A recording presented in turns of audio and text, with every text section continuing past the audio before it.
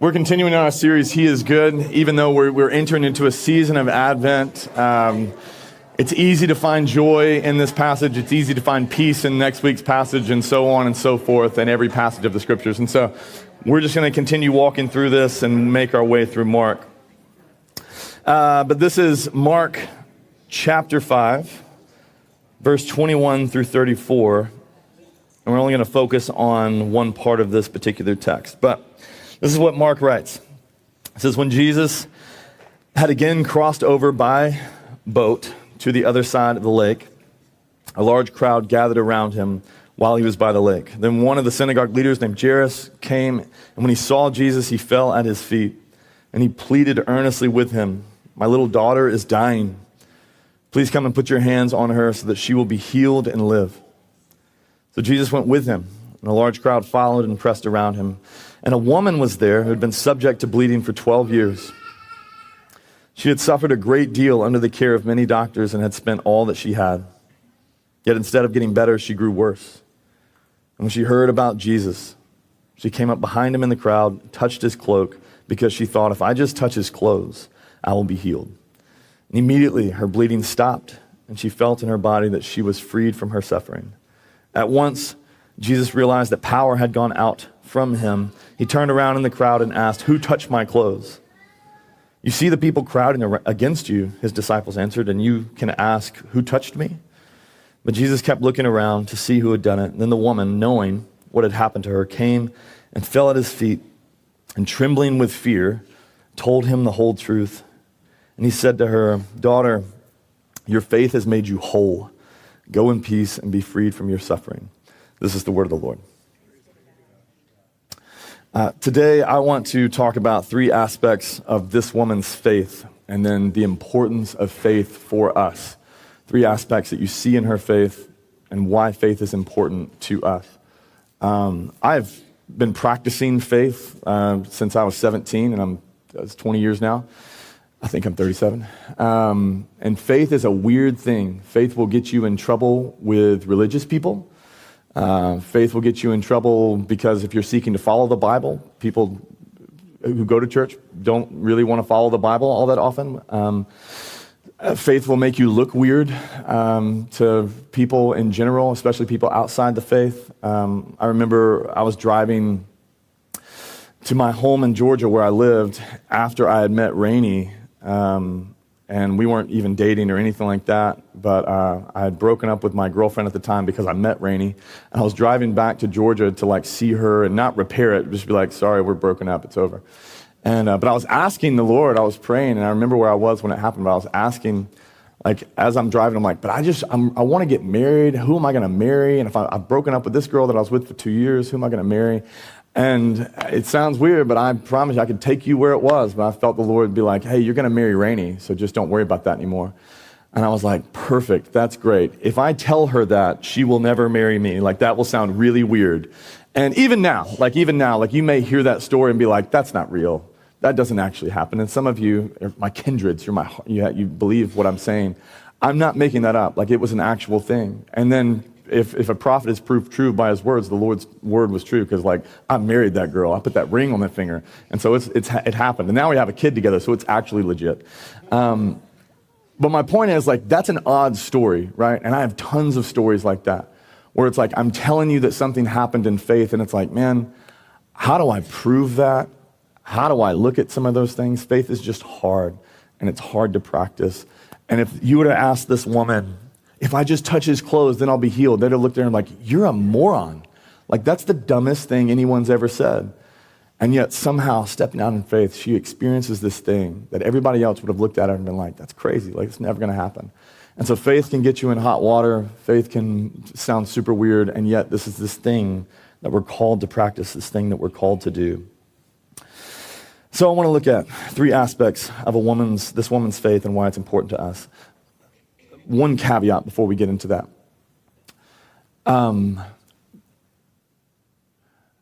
This woman had this space in her life where, to me, as you read her story, it's a miracle that she had faith in God at all. According to God's law, the written law about her illness, she's excommunicated. And so people are being biblically faithful to keep her outside of community. So God's law has made her be pushed out of community. And then you pair that with God has the ability to heal her if he wants to. And so you have these two things working at the same time. He could heal me and is choosing not to. And then by his own law that he wrote, I'm forced out of community. And likely she was forced to be divorced because the Pharisees would say, she's gone, you just need to divorce her and all these different things. But complete isolation. So you have the ability to heal me, and for 12 years you choose not to. And during those 12 years, you dictate by your own law how I'm treated, and I'm treated terribly by my community. The fact that she wants anything to do with God is a miracle. Because I think we've dealt with less. Hard things happen in our lives. We're like, God, you could have and you didn't. You had the power to and you didn't. And many times it leads us to abandon him because we're like, you abandoned me, I'm out on you. And so for 12 years, this woman feels forgotten by God, abandoned by God. And so really, she could have been like, I don't want anything to do with you. You don't want anything to do with me. You're not going to help me. I don't want anything to do with you. But she doesn't do that. And imagine if she did, if she entered into this space where she was like, fine, you don't want me, I don't want you, I'm out. If she would have done that, she would have missed out on this thing that happened in her life. She would have missed out on all of this stuff that faith did for her. If she had lost faith in him during the difficult season of her life, she would have missed out on what faith could do for her in her life.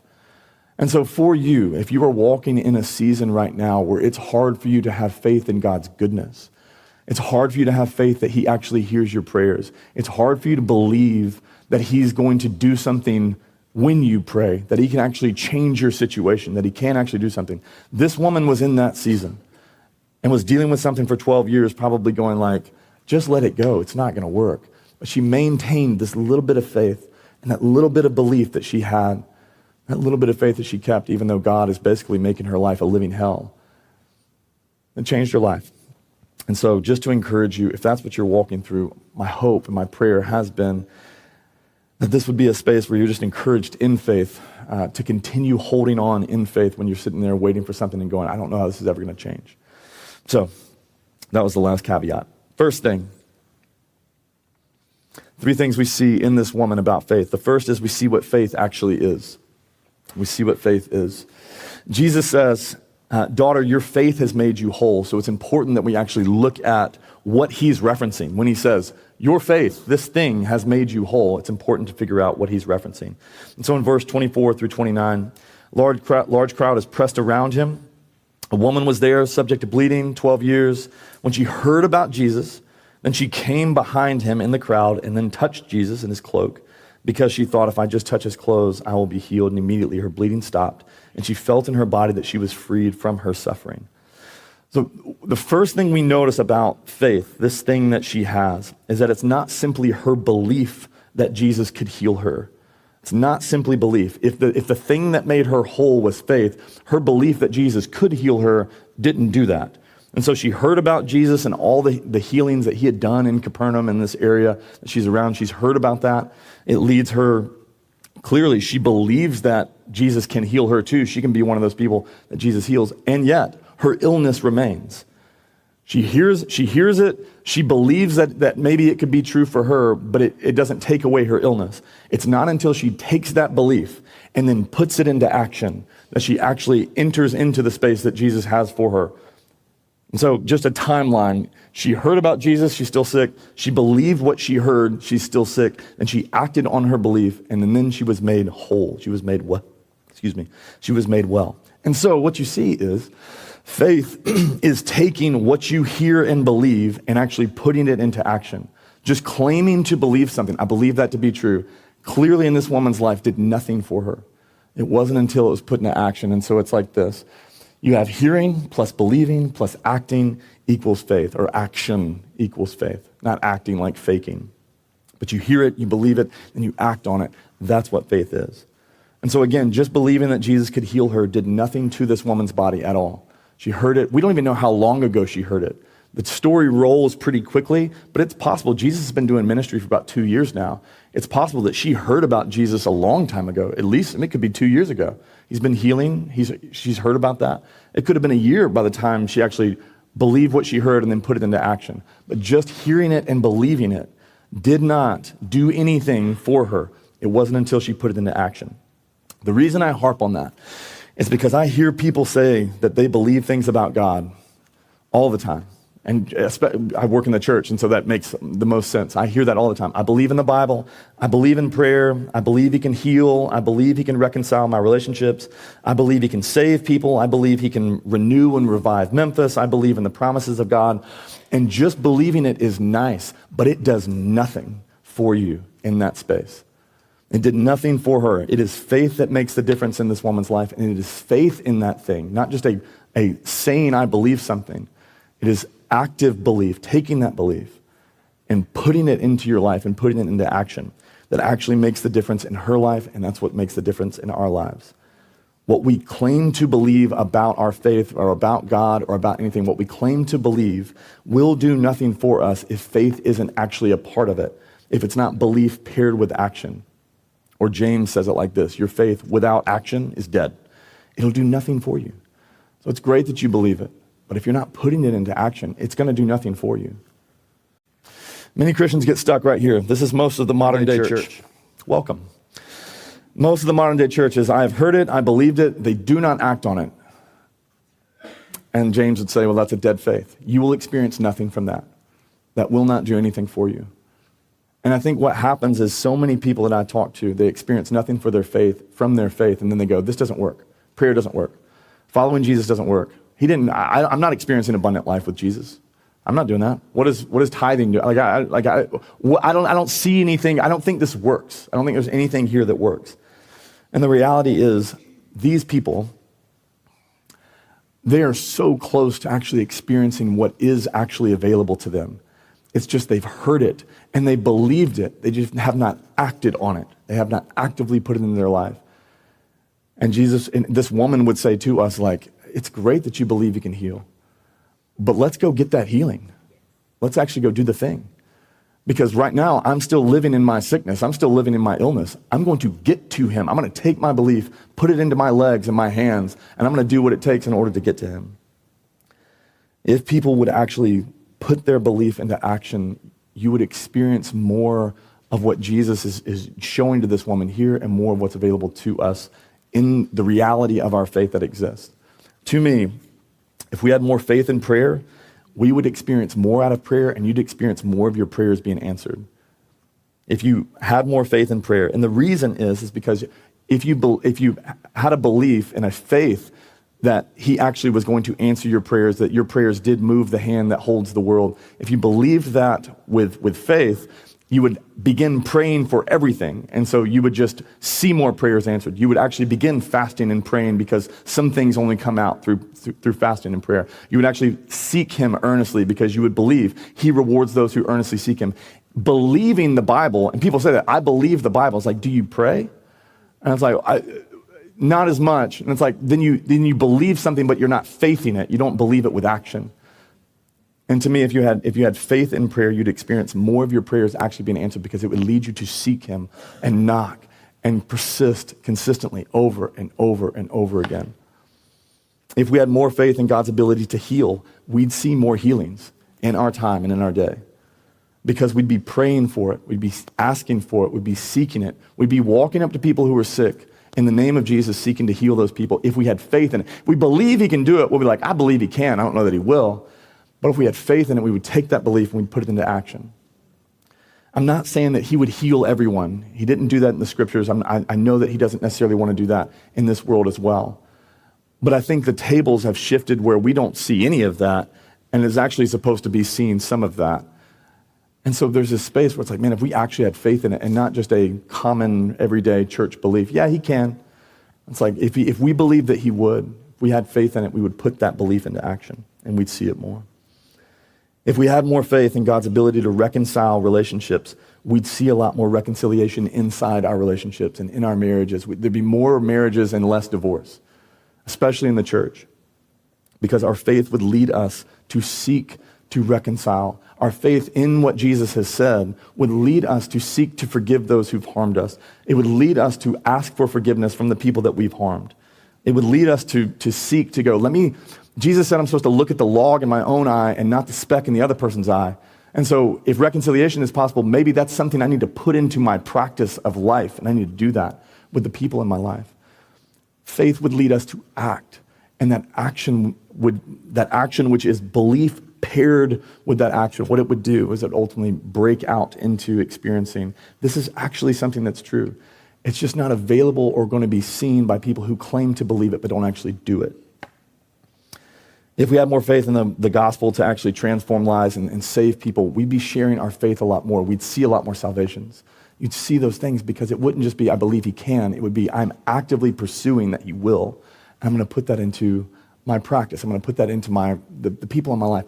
It's just this consistent thing where Christians get stuck. I heard it. I believed it. It was preached. I believe it. And then I do nothing with it. And I experience nothing from it. And then we go, it doesn't work. And it's a tragedy because it's not supposed to be that way. G.K. Chesterton said, Christianity has not been tried and found wanting. It's been found difficult and left untried. It's just difficult. And it is harder. It's so much easier to be like, I believe that. I believe that. It's like, okay, great. You believe that? You believe that God can save that person? Yes, I believe that. Great. Go over there and share the gospel with them. It's like, honestly, it's just easier to say I believe it. It's a lot more difficult to actually step out into that situation and share the gospel with that person. You believe God can heal that person? Great. Go over there and say, in the name of Jesus, be healed. That's a little bit, I'd rather just pray about it silently by myself. Like, it's just a little bit harder. And I think there's a space here where it's like G.K. Chesterton was not wrong. He's like, it has not been tried and found lacking. It has just not been, it's been found difficult and left untried. And I think this woman would encourage us and consistently say, what is faith? It's like, do not just believe it and do nothing with it. Believe it and then put that into action and do something. Because her just believing it did nothing in her life. Nothing. Until she actually took it and ran with it and did something. Belief that leads to action. That's what faith is. The second thing we see about faith is the type of faith that Jesus does powerful things through. We see the type of faith that Jesus does powerful things through. Verse 27 to 29, it says, when she heard about Jesus, she came up behind him, touched his cloak because she thought, if I just touch his clothes, I will be healed. And immediately her bleeding stopped. This is the type of faith that Jesus does powerful things through. Some people think, and I'm disagreeing with this, so I apologize, but some people think that this woman has incredibly strong faith. She has like Old Testament background knowledge on who Jesus is and all that stuff. Actually, our women just did a study that said that exact same thing, and I went and watched it and read it, and I was like, I don't align with that. It's fine if you believe it. I just don't believe that. I think she had a very weak faith, so sorry about that. I love that. I love this study. They just did one, and it's awesome. The whole study is great. I read it, and I was like, oh, no, I actually think it's something else. But it's a great study, and if you believe it, I don't think it's wrong necessarily. I think there's a lot of value to that. But at the same time, I just think that she didn't have a strong faith. I think she had a faith that was riddled with weakness. I think and actually that aligns better to me, so maybe that's why I believe it. Like, I don't have a strong faith, I got a weak one. But it seems that there's actually more wrong with her and a lot more issues inside her faith than there are strengths. So let me show you and if you align with Kelsey and the book study, that's great, that's awesome. All right, so this woman's faith, it wasn't purely faith. It wasn't purely faith. It may even be a little superstitious. Little superstition mixed with faith. And so Mark Strauss says this. He says, her faith seemed to be mixed with a measure of superstition. She apparently shared the common belief at that time that the power of a person was transmitted to his clothing. And so she went into the crowd, though she was motivated in part by superstition. Mark makes it clear in verse 34 that it was her faith, not magic, that produced the healing. So it's not this pure, like just strong, just piping hot faith. It was like, I believe this thing about Jesus that might be more like superstition than anything else. And yet Jesus still responds to that. So it's not purely faith. The second is it's not theologically sound. She doesn't have like a scholarly background in the Old Testament, all these different things. One, women didn't primarily have those things at this particular time. They weren't allowed to sit through synagogue in some of those spaces. And so it wasn't this theologically sound faith. Here's what she knew. I think he has power to heal me. Like I have a belief in his power. Do you know about his virgin birth? I don't know anything about that. Do you know anything about his baptism and how the Spirit came down as a dove? No, wasn't there. I have no idea what you're talking about. Do you know that he came to remove the sins of the world? Not at all. What do you know? I know, I've heard that he has power to heal me. My theological lens ends there. Like, I know that much about Jesus. I don't know a ton. I just know a little bit. But I know that he has the power to heal me. So it's not theologically sound. And then last, her faith actually leads her to a pretty selfish act, which is because she was, according to the Jewish law, she was supposed to not get close to people because anybody she touched would become unclean. Women, men, whatever, they'd become ceremonially, ritually unclean and be kind of excommunicated for a time until they could be pure again. And we know that she feels this way because as soon as she touches Jesus, she runs and hides with great fear because she's thinking that Jesus is going to come and condemn me. I did something selfish. Like he's going to come up and say, you made me unclean. Why'd you do that? Why would you do? You know what the law states. You're supposed to do this. And so, but she moves forward anyways with a very selfish act, or one just for her. I just want to be healed. Well, it's going to cost other people some stuff. It's going to make that person unclean. And this huge crowd of people, everybody you bump into, unclean, unclean, unclean, unclean. And you're going to get to Jesus, and you're going to make him unclean by doing this thing. And she's like, I don't care. I need this bad enough. And so her faith leads her even to make a pretty selfish act. And yet, all of those things, her faith mixed with all of those issues. And the beauty is that God's power still works through this. God's power still responds to this faith. And again, if you think that like, no, she had just strong faith, that's fine. But to me, the good news about it, if it was a really bad, riddled, weak faith, the good news to us is like, then he still responds to weak faith in as much as he responds to strong faith. Like, well, I don't even know what will happen if I pray. It's like, I think that's okay. If you continue to do it, and you're like, did you have a huge, like tons of faith in this prayer that was going to happen? Not really. I just prayed because I know he told me to. And it's like, he can work with that. He can do something with that. He can use that little bitty faith and he can build something great out of it. He can work powerfully through it. D.A. Carson says, it's not the strength of our faith, but the object of our faith that counts. Jesus does not respond to our prayers or our faith because of its strength. He doesn't act strongly because of the strength of how much we believe it and how much faith we have. He doesn't do that. He responds in strength because he's strong and we went to him. And so the question, what type of faith is Jesus able to work powerfully through? Any faith that comes to him. Bring whatever you got. Come with the faith that you have. She came with superstition and some selfishness and a lack of knowledge and just going, genuinely, I don't actually want to know you. I just need some of that power to break out. Like that's what she came with. And she came with that little bitty faith and she experienced something huge. And I think for us, again, it's supposed to be good news. This is supposed to be so encouraging. I don't know how much sharing the gospel with my family will do. I don't have a ton of faith that it's going to do a lot because I'm not very good at presenting the gospel. They're going to ask me questions I don't know the answer to. I don't have a ton of faith that's going to do a lot. I can't imagine sharing the gospel with them is going to do a lot. But I'm going to do it anyways in faith that he called me to and that he said it was powerful even though it doesn't feel powerful. He can do a lot through that. I don't have a ton of faith that loving my enemy and doing good to those who hurt me is going to do anything good for me. I don't have a ton of faith that it's going to work, but I'm going to do it anyways in faith that he called me to do it. I don't have a ton of faith that my little tithe is going to do anything big for the kingdom of God, but I'm going to do it anyways. These few dollars, I'm going to do it anyways, believing that this thing that he called me to do, even though I'm like, what could he possibly do for this? Powerful things. He can do powerful things through weak, small, superstitious faith because he can do anything, or he can do amazingly powerful things through any faith that ultimately leads you to him, not because you're powerful, but because he is. And again, it's supposed to be this thing that makes us encouraged to go, what if my prayer request is selfish? It's like, then just pray it. Just pray it. Like all of our prayers are riddled with sin in some way. They're coming from a sinner. But like, just pray them because he does something in the midst of it regardless. It's not the strength of our faith. It's the one we're actually talking to. And so for us, it's supposed to be this encouraging thing. What is the type of faith that I need in order for Jesus to do something mighty in my life? Any faith of following him in any way, regardless of what you think it will do. Rainey and I talk about this every now and then when she's sharing the gospel with her class, and she's like, I just struggle to believe that it's going to do anything. And it's like, but you're going to do it though, right? Like, you're going to do that thing. You're going to share the gospel, and you're going to present it to them, and you're going to try and make it beautiful and all these different things. Like, I just don't have a ton of faith that it's going to do anything. But that doesn't matter. The amount that you believe it isn't the amount that you receive it. And so it's a space where we're actually invited into to go, just come with what you have. Pray with what you've got. Follow him with what you have. I don't know that following him is actually going to lead me to abundant life, but I'm going to follow him in this area anyways. Great. He will do a lot with that. All right, that's the second thing. That's the type of faith that Jesus can work through. And then third, the outcome of faith. The outcome of faith. Verse 30 says, at once Jesus realized that power had gone out of him. He turned around in the crowd and asked, who touched my clothes? And they said, you see the people crowding against you? His disciple answers, everybody's touching your clothes. But Jesus kept looking around to see who had done it.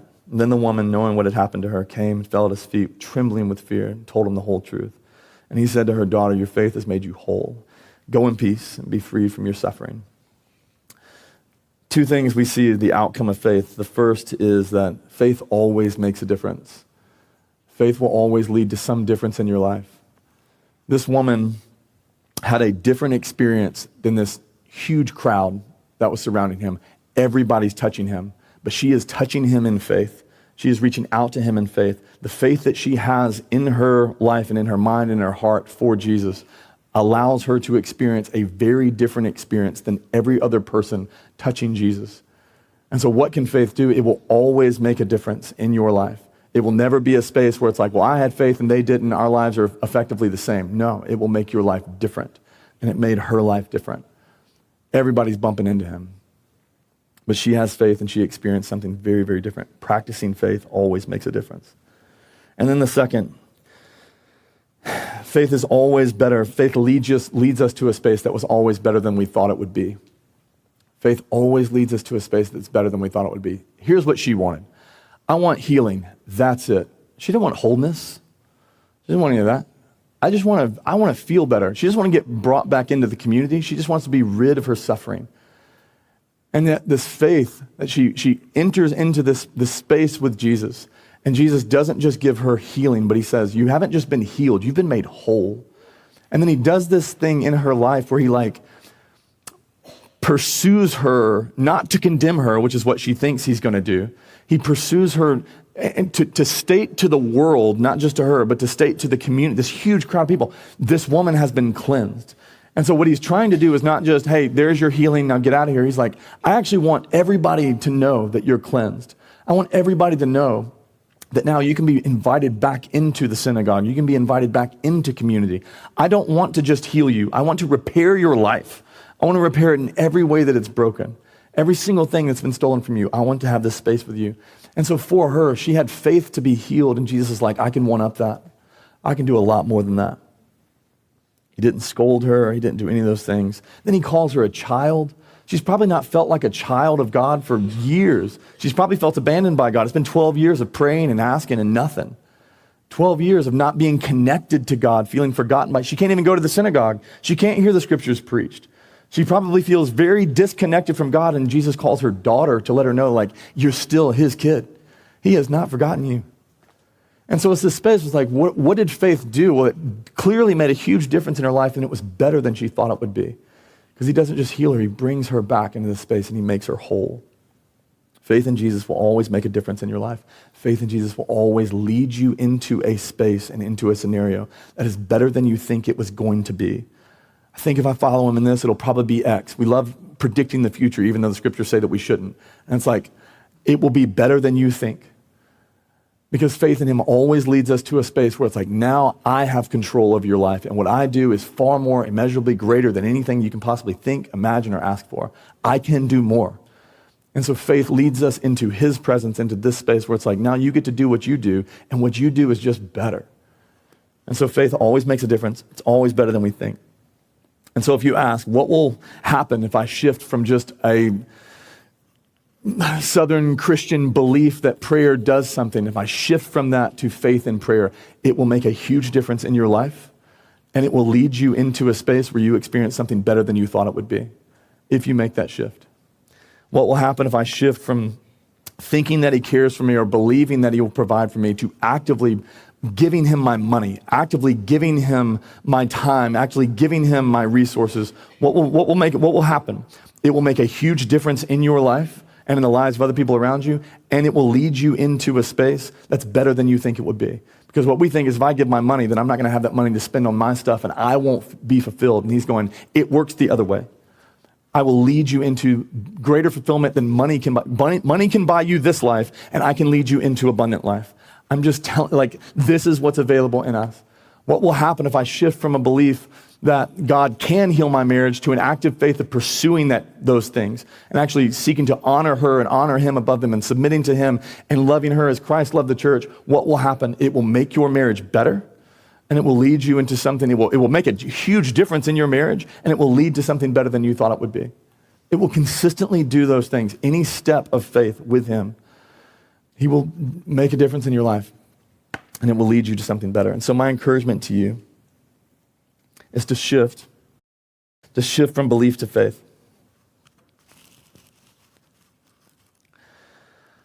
To actually have this space where it's not just this thing that I say, but it's actually this faith paired with works, as James says it. It's belief put into action. This woman experienced no difference at all.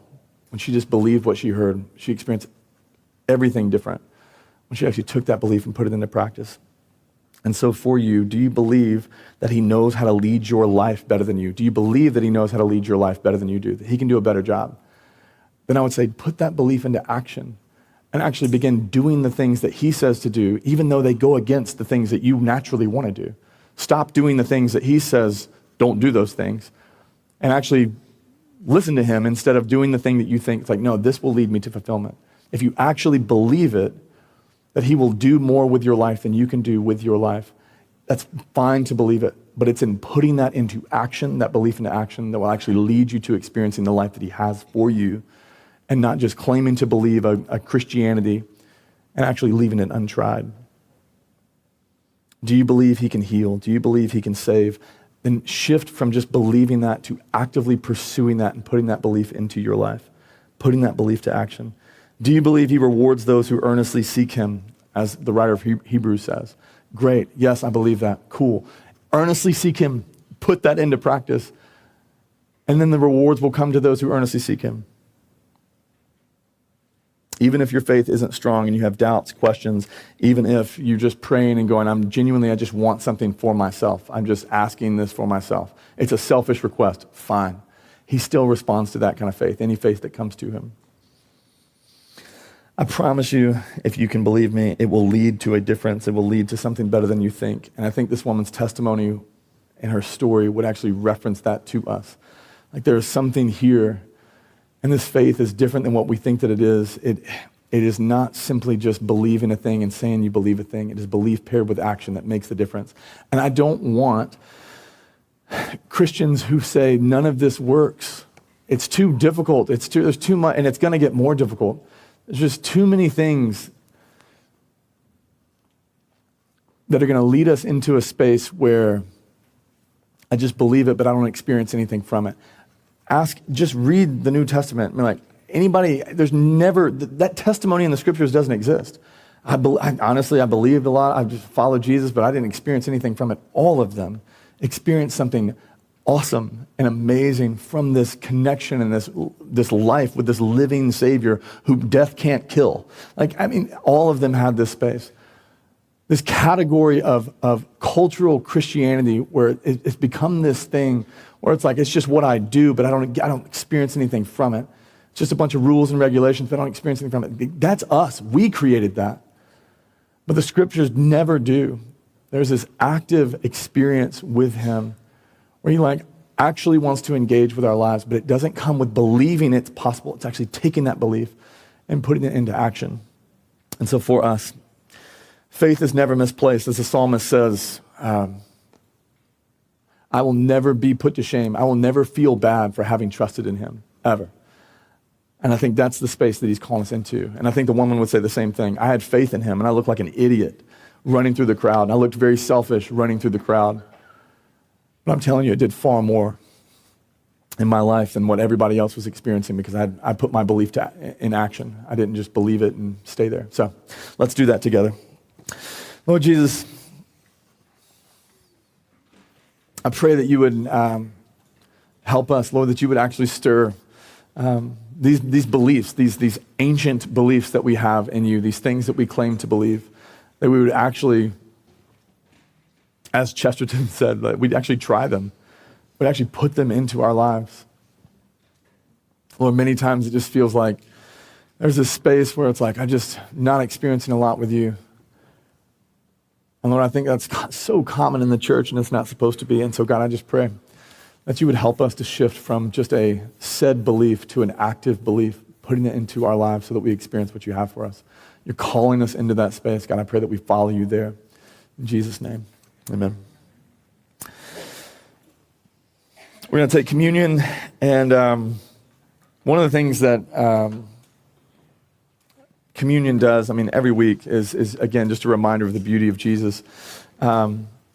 Jesus had this time in this woman's life where he's looking for her, and he knows, everybody in the crowd now will know that she's unclean and will think that he's unclean as well, because he's going to make it public to everybody. He's going to let everybody know this unclean woman has just touched me. And so he has this space where he could just let her go, and then no one in the crowd will think, well, if she's unclean, she touched you, certainly you're unclean. But the beauty is that Jesus doesn't mind being identified with our uncleanness. He's like, I don't care. They can think about me whatever they want. And so communion reminds us that he clearly doesn't mind that, because he was willing to be identified with our sin.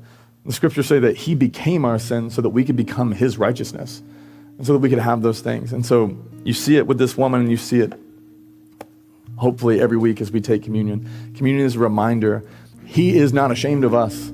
He is not, our sin doesn't keep us from him. And so if you're thinking, it's like, man, I don't know what he thinks about me. I'm not totally sure if he's going to hear my prayers. My prayers are filled with sin, or I had a bad week of sin. I don't know that he wants to listen to me or going to do anything in my life. He loves being identified with sinners. And he was so in love with that idea that he was willing to actually have sin replace his righteousness, so that what could replace our sin was his righteousness. And so for us, we get to celebrate. Does my sin keep me from him? No. Because he took it on himself in order to actually give us cleanness, to give us righteousness. So take some time in your seats. I encourage you just to, again, thank him for that. Have a space in your journey with him where you ask him, what am I believing but not actively believing? What am I believing but I don't have faith in? And where do you want me to actually practice belief in you? Because I don't think anybody wants a boring faith. If you do, I'm just telling you, it's probably ain't the church for you moving forward, y'all.